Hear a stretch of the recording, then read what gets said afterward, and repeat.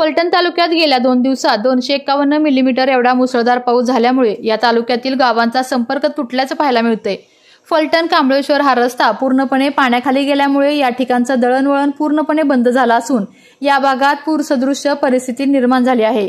एनडीआरएफची team रात्री 1 वाजता पोहोचल्यानंतर सकाळी लवकर पूरग्रस्त गावांना भेट देऊन त्यांना दिलासा दिला आहे।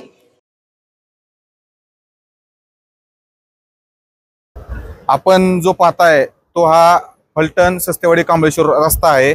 काल सकाळपासून या रस्त्याला प्रचंड असा महापूर आलेला आहे। दोन्ही गावचा संपर्क तुटलेला आहे।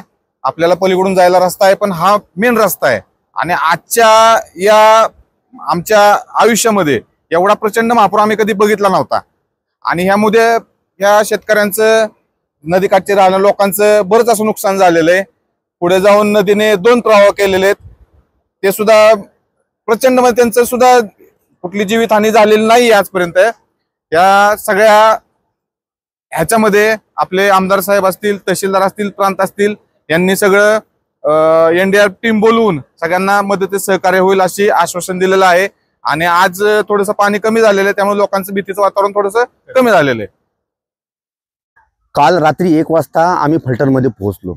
आमची टोटल 25 जणांची टीम इथं पोहोचल्यावर आम्हाला इथल्या प्रशासनाकडून माहिती मिळाली की इथे जी वाबडे वस्ती आहे सस्तेवाडीमधली ती पाण्याने बाणगंगा नदीच्या पाण्याने दुतर्फा वेढल्या गेलेली आहे आणि त्यांना एस्केप नाही आहे तिथून।